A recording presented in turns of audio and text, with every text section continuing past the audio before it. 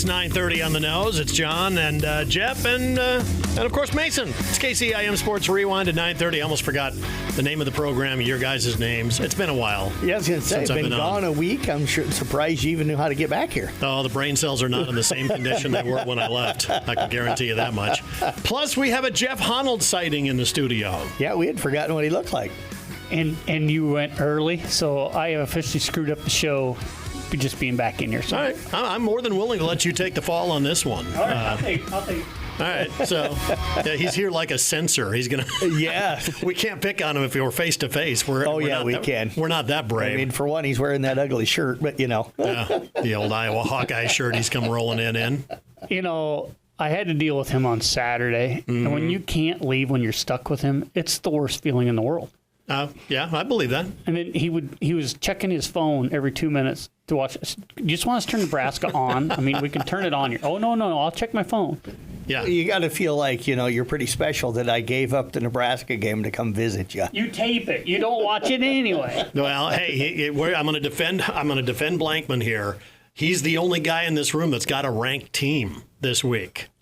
They are ranked. Nebraska's number 25. They are. Iowa's nowhere to be found. Cyclones nowhere to be found in the top 25. We'll see if they stay there. The schedule's not going to be easy going to Minnesota this week, and people can poo-poo Northwestern, but they're 5-2 on the year or something like that right now, and just beat Penn State. So I'll tell you right now, yeah. I have often poo-pooed Northwestern. Poo-pooed. What are you, 90?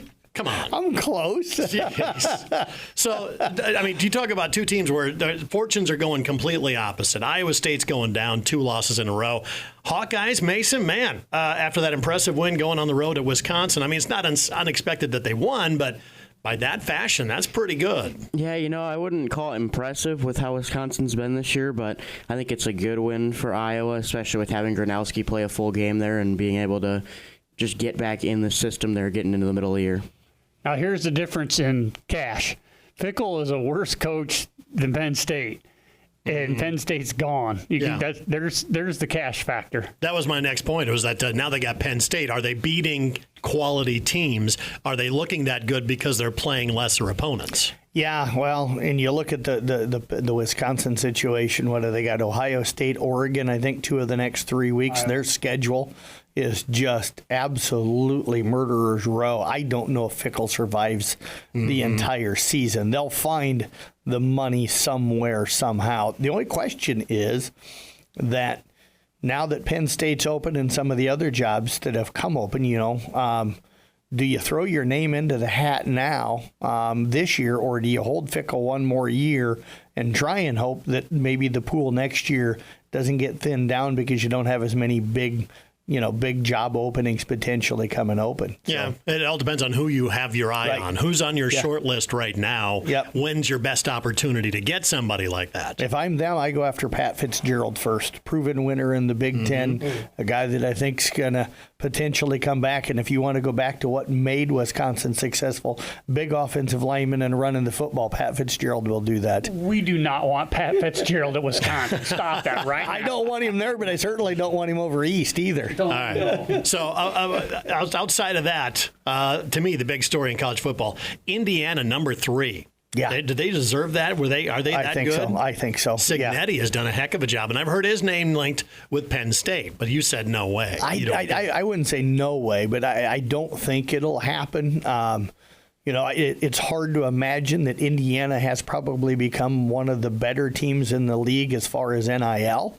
I would have never thought it. They have poured a ton of money into their football program here in the last few years. They've discovered that money wins. Yes, and if you're him, do you stay at Indiana where you've become a god? I mean, he's a savior to a program that's been awful. Yeah. And there's no pressure on him. If they would slip and become a mediocre team, I even after a few years of being successful, I don't think they get rid of him. If you go to Penn State and don't win right away, I think they dump him and they move on. So why would you take the pressure cooker when right now Indiana might be financially wise as good a job as Penn State when it comes to NIL and the amount of money that's in that program? Yeah. Cignetti did it the way Deion Sanders did, Mason. I mean, just bring in transfers all over the place. But I think Cignetti's team is built to last beyond maybe what Deion did at Colorado. Yeah, I know Deion brought his guys from Jackson State and said, And his son, yeah. he said, I like these guys. We're going to roll with them. But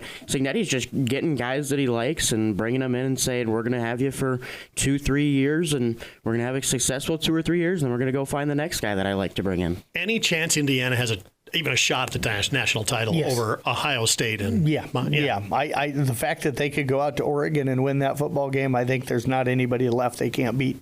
I don't think they're touching Ohio State. I watched both of those games. Ohio State is a different class right now. Now, could they meet up in the Big Ten championship game? Yes. Is that right? That'd be a great game. I'd have to look. They don't play in the regular season this year, if I remember correctly. So there's a chance they could both be undefeated going into the Big Ten championship game. I tell you what, they're the fun team to watch, I think, this year in college football. I think Ohio State could beat half of the pro teams right now. Probably. I don't doubt that they're probably practically pros anyway at that school. So they just reload and do all that. So college football getting interesting. Iowa State on the bye week. Iowa's got Penn State coming in on a night game at Kinnick. Man, that's just a disaster waiting to happen for Penn State, I think. And just so we have it on record, my wife Lisa, the Iowa State fan, is going over to the Iowa-Penn State game. She is going to wear a very old pair of shoes, though, so when the soles burn off from having to walk around over there, that she doesn't waste good shoes. Her and I had that conversation on Saturday. Yeah. So I believe Iowa wins that game by how much? What's your prediction? How much does Iowa beat Penn State by? 14. 14 points. Blankman? I'll say 17. Mason? 3.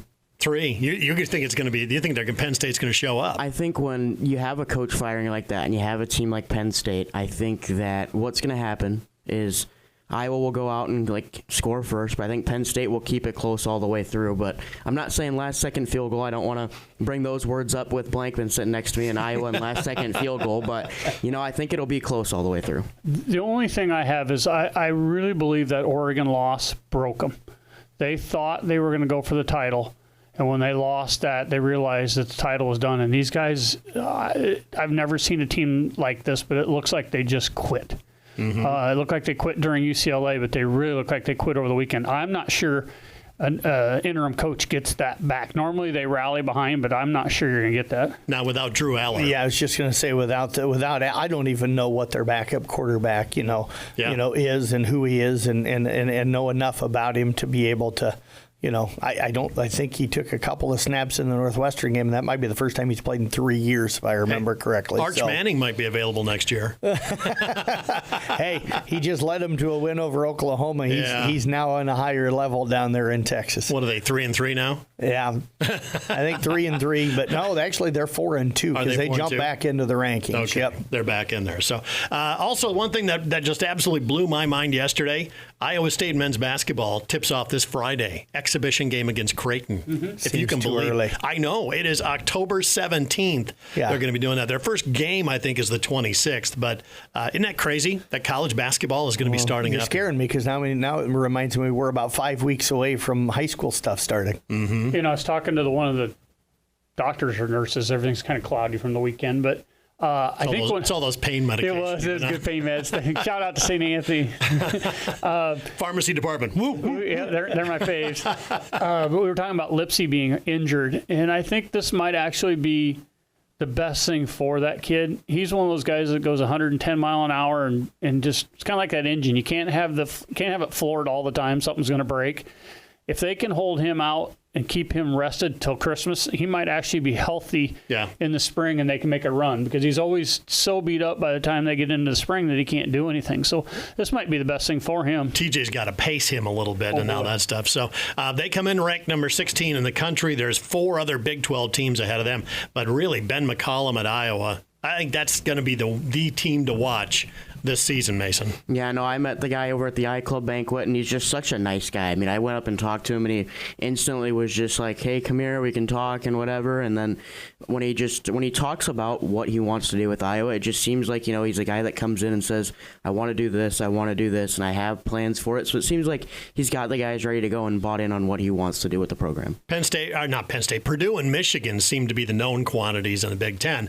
I mean, Iowa, I think they could sneak up there. They really could. If if they have the season like they did last year, but I'm not sure you go the whole Big Ten season rather than the Missouri Valley. Can those guys hold up? As an Iowa fan, it's just going to be nice to be.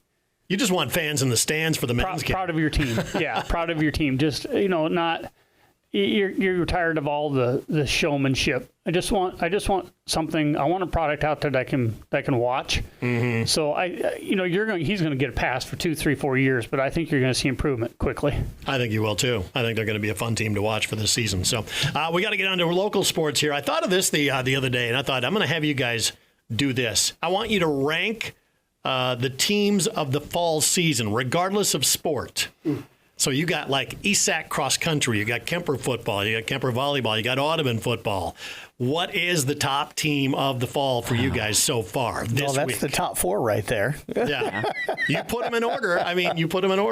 I'm going to go Audubon football number 1 simply because they've been so dominant in almost every single game. Not that the other teams haven't won it and won fairly easily in a lot of their games, but Audubon just really hasn't been pushed all season long, and this was a team that didn't start the year ranked, and now they're up to number 5 in the poll. So this was, if you were from Audubon and on that coaching staff and those players, you kind of anticipated this, but for a lot of people around the state, I don't think they anticipated this. I was lucky enough to have that conversation with Sean during the summer. He told me that this might be his best team and a team that he thinks capable of winning a title. So we kind of expected it coming into the year just because of that. But I go Audubon with my number 1 team. Yeah, that's 100% where I was going to go because it was cloudy for me for a little while going into last week with who was better between the Kemper team and the Audubon team because it's hard to judge between 8-man and 2A. But then when I saw that Kuhn is the second best team, in my opinion, in that district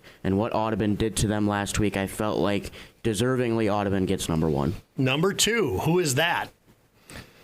Probably Kemper football. For me anyway, my top would probably go Kemper football, then ESAC cross country on the boys' side because they've won like 7 meets this year and have been really good. They just won again yesterday. And then Kemper volleyball probably is going to go 4th for me because Brianna Whitrock had that injury and now she's just coming back. Last week she played down at Lewis Central, but they dropped a couple of matches without her. They've been really, really good, but probably they might have been a little higher if Bree would have played all season long. Mason, your thoughts? Yeah, that's completely how I feel. I mean, I got to talk to Cindy Wilkie last night, and she said that she's pleased with how they've ran, and she talked about it going into that meet, but just said that she thinks that it's a very talented team. You can have 2 or 3 guys that can all compete for that first place in almost any meet that they have, and when I watched them run for the first time this year, it was just impressive because you had Landon Spohr, who has been kind of their number 1 guy this year, out there, and then you had Riley Aragon go out and pass him and get first out there. So it was impressive to see that they can have multiple guys go out and win meets for them. See, I asked that question because I thought ESAC would rank a little higher for you guys because with winning a cross-country meet, you're taking on multiple teams at one time, and you've got to place, and they've been placing extremely high.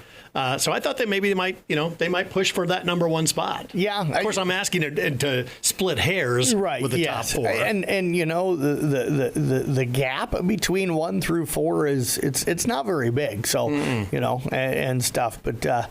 For me, it's just like the reason why I said with Audubon football is because they've been so dominant all season long. I put Carroll football at number 5, even though they had those 3 losses early in the year. I think Carroll football is playing as well as anybody right now. And then if we go with maybe the Happy 4 surprise maybe team of the year, it'd probably be IK Manning volleyball. I think people thought they could be much better this year, but I think they've been kind of maybe even exceeded expectations. And then for me, the other team we can't forget about, Coon Rapids Bayard volleyball, probably deserves to be thrown into that mix as well. They've kind of run away with the Rolling Valley Conference this year. Yeah, I mean, that's all very good teams. I know Carroll football didn't like the way they started out, but they played probably, if not one of the toughest challenges in the first 3 weeks of their out-of-district schedule. And then for Coon Rapids Bayard volleyball, they started out the year playing a little bit slower competition, and then they started playing some more, and you've seen kind of them prove themselves throughout the year. And I've had this conversation with some Coon Rapids Bayard people here in the last week or so. So this, it's kind of the Rolling Valley is down a little bit this year. So there hasn't been the kind of level of competition that I think that they'd like. So I know they're really good, and I know they're really good. I think they've got a chance to make an extremely deep run come postseason time. But I think they also know that their overall schedule probably hasn't been quite where they wanted it as far as challenging them to make them better night in and night out, because usually the Rolling Valley's got some salty teams in it, but besides them this season, it's really been kind of a little bit down compared to what it's been the last few years. Man, look at you going above and beyond here. I asked for the 4 teams to rank the 4 teams, and man, you gave me like 7 or 8. Well, we've got a lot of good teams in the area. I wanted to give them all a little bit of a mention. So, all right, so let's talk about Week 7 of high school football. What were the big headlines coming out of that week for you guys? For me, it was the fact that the 3 games that we picked to broadcast were all complete blowouts. I texted. Hey, thanks. I had joked with Jeff when he got back, even though he didn't like the fact that I said he was 30 minutes away on the show, and he was still 40 minutes away from Carroll. No, I didn't. That wasn't the part that bothered me. It was the part that you said everybody was happy that I wasn't here. Well, it gave us a little bit of a break. But yeah, we're sitting in here, and I'm listening, and I'm like, oh, Carroll scored an 80-yard touchdown to open the game with probably 8 seconds off the board is what Nick said. And then I go listen to Jeff's game, and he's like, Kemper scored a touchdown. And then I go over and sit in KKRO for a minute to listen to Audubon Kuhn, and it's just touchdown here, touchdown there, touchdown. It was like 14-14 at one point. I think they scored a combined 30 points maybe in the first 4 minutes of that game between Kuhn and Audubon. I think Sean told me this morning that they had, I think it was no more than 4 plays on each drive that they've scored. Yeah. So it was just completely it was get like the ball and go. 24-8 or something like that, if I remember right. It was still 9 minutes to go in the first quarter. Whoa. It was like 60-something to 14 at halftime. And I was like, that's just surprising. Yeah. So that was the biggest headline. What else got your attention? I think Kemper wrapping up a district championship. I think East Sac County getting that win to clinch them a playoff berth. They beat Pocahontas area. They're pretty much locked in as that number 4 seed. South Central had a chance to wrap up a district championship, but ended up falling, and now they need a lot of help just to finish second, so they could go from maybe being the district title, to all the way down to 3rd place in their district. Those were some of the things that kind of jumped off the board at me. That home playoff matchup on the line there. Yeah, absolutely. And then Arweva going up and beating a New Alfonda team that's not what New Alfonda used to be, but it's still a name in New Alfonda. So to go up there and beat them 61-39 and get a nice win, that says a lot for the Rockets. So look ahead to Week 8. What do we got coming up? That's games you're going to be focusing in on for the playoffs. That Kemper game, that's probably the biggest one there. Kemper hosting Okoboji. It's a matchup between the number 1 ranked team in that class and the number 3 ranked team in that class. Some of the stuff I've heard is that a lot of people think that Okoboji is kind of not the number 3 team, but Okoboji's had some really kind of scare games that they've had. They've won almost all their games that were in that district by 1 score or a couple points here and there. I had a little time on my hands and was getting woke up by 2 a.m. for this and that. And the Okoboji OABCIG game was on TV. So with enough medication, I stood there and watched it. Okoboji's not going to push Kemper. I'm going to tell you right now, Kemper, if it comes out, if they want to play, they will take care of Okoboji. I watched the entire game, and it was not impressive. So I think Kemper's got this one pretty easily. Okoboji's been good defensively this year, but has really struggled to score a lot of points. And I think their defense will do okay against Kemper, but Kemper's just got so many weapons on the offensive side of the ball. I just don't know if Okoboji can score enough. Now, anything can happen. I mean, they're undefeated. They're a good ball club. But if you look at it and you just look at their district matchups, they've squeezed by almost everybody in the district. Those same teams have been blown out by Kemper. So you got to feel like Kemper's a heady favorite.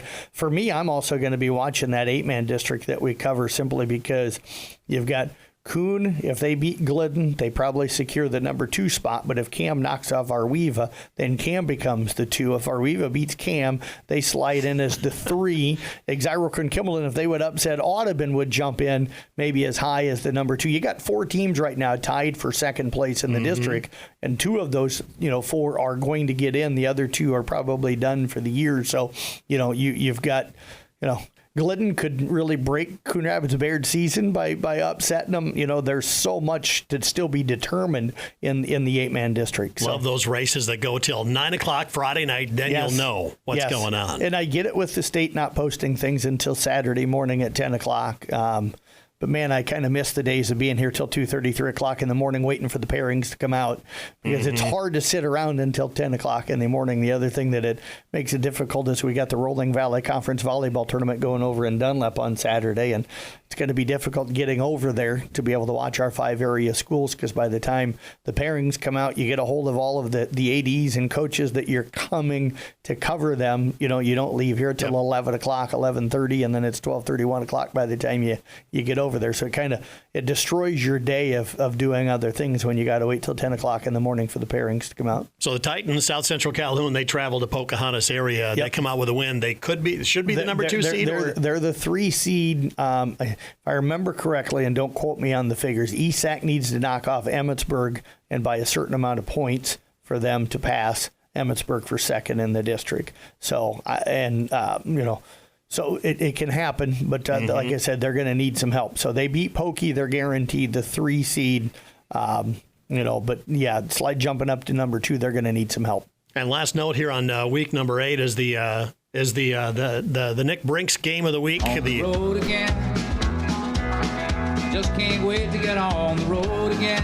Yep, our Willie Nelson Award winner, Nick Brinks. He's going to be in Perry. Yes. Carroll at Perry. Are the Blue Jays going to provide any kind of competition for the Tigers? No, probably not. Harlan could have named the score against him last week. It sounds like they were subbing in the second quarter and stuff like that. So I can't things imagine. Have not looked up for Perry. No, they haven't. I was surprised, really, honestly, that they were in that district this year. And I'm not trying to be hard on Perry or anything, but I thought they had gotten small enough that they wouldn't be in the same class size with Carroll. So that's the reason why I say I was surprised when they got into that district this year. But yeah, if Carroll goes out and runs the football, I think Harlan put up over 400 yards on the ground. I think Carroll could probably repeat those kind of numbers. So it's going to be a whitewash on Friday, hopefully. So again, week 8 for everybody. So it's the final week for them, except for the Carroll Tigers. They've got a week 9 ball game. That's going to be a regular season matchup. But playoff pairings are said to come out Saturday morning at 10 a.m. Yeah, we'll hope to gauge it as best as we can on the New Way Forward Scoreboard show coming up on Friday night. We'll take as good a guesses as we can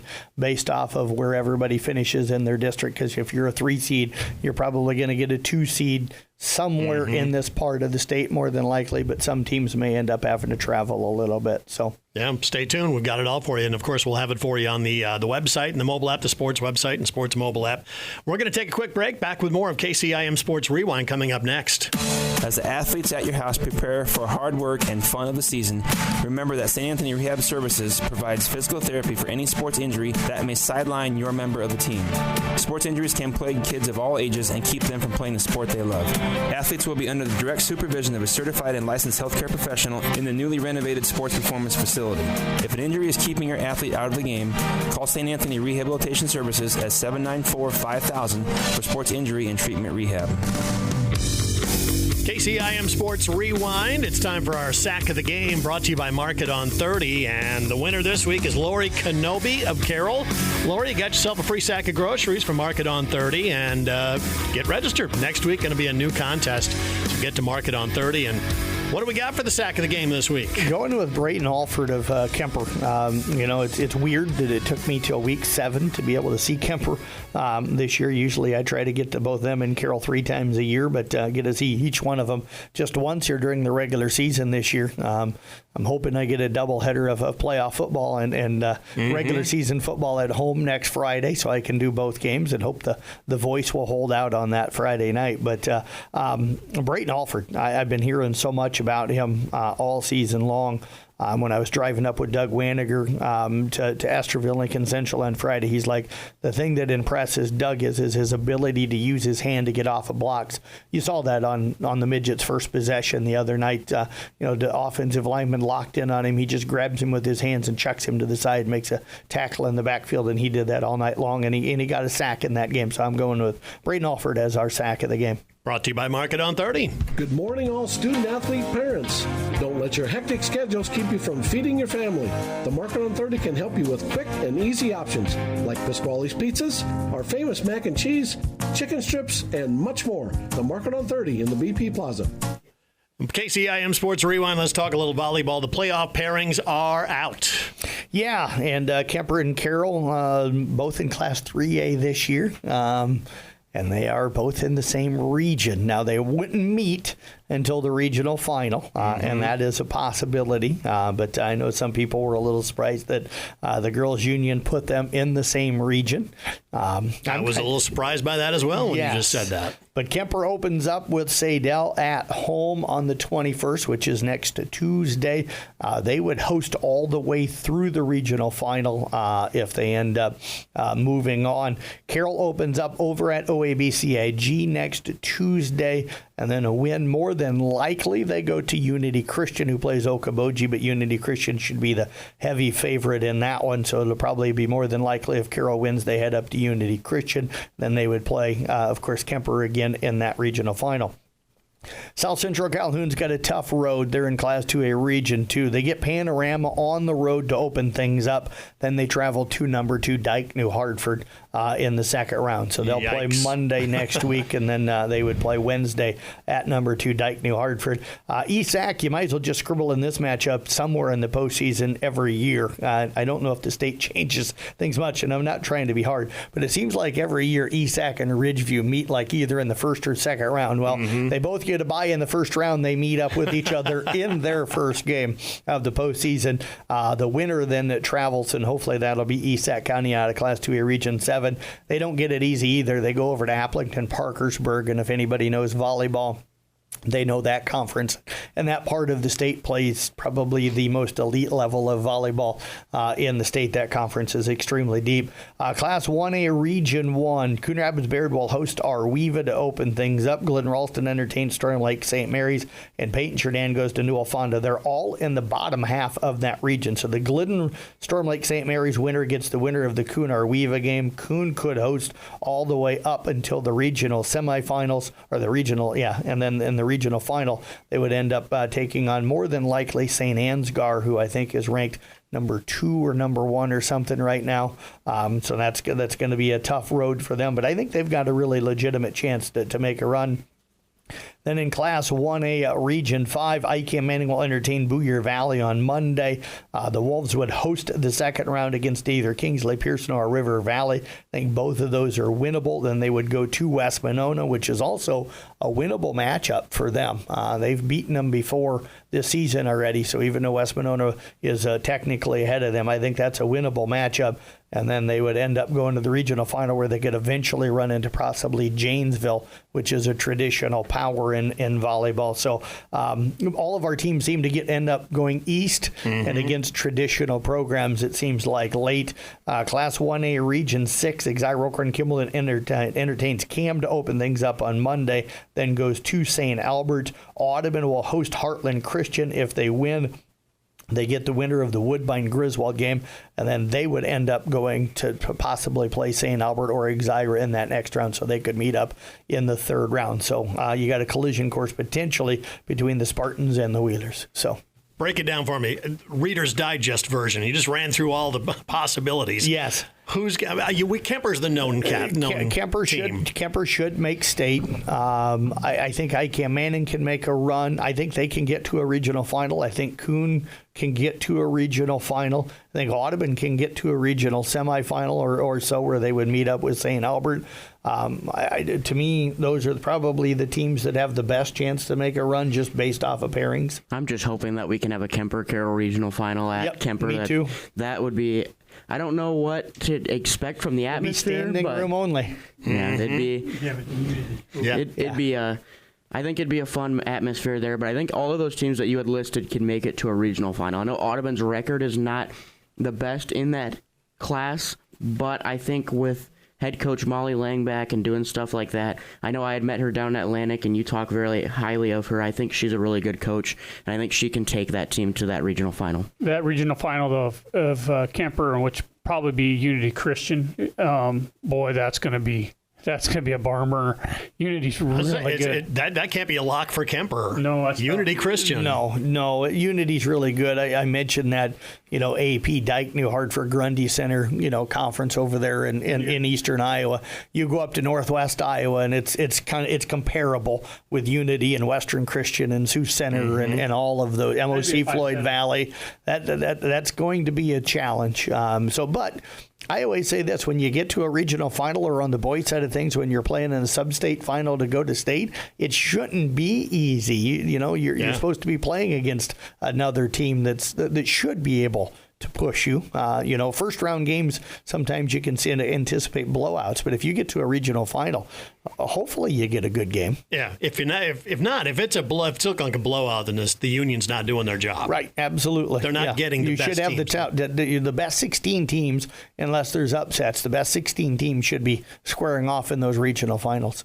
So you had the KCIM Sports Rewind event coming up. Yes, I'll put an official announcement out on social media yet today at some point, but I got to double check with Pete to make sure, but we've got it locked in, I think, for November the 16th out of the Carroll High School gym, and everything going to be getting underway around 2 o'clock that afternoon. We got to wait for Mason to drive back from his road trip that he's going to be taking that weekend to watch LeBron James. I'm going to be about 10 rows back from LeBron in Milwaukee the night before, and I'm getting up at 6 a.m. to hit the road back to Carroll to be here in time for that one. Is he even going to be playing? Probably not. Don't jinx it. I want to see him there. It's against Giannis, but you never know. And two of his other brothers. There, yes, like 3 of them now playing. Are there for the 3? Bucks, I knew there was Thanius or whatever. It's Thanasis and. I think it's Thanasis and Kostas, or no, it's Alex that are signed, and then Kostas plays overseas, and they have another brother that doesn't play basketball. Okay. And one of them just signed,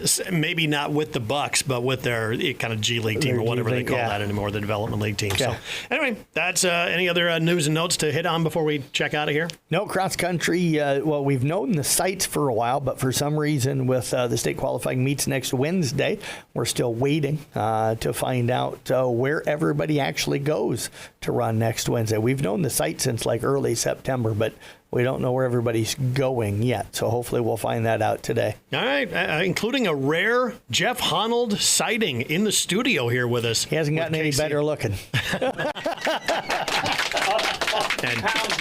And you know what? On that note, we are out of here. It's KCIM Sports Rewind.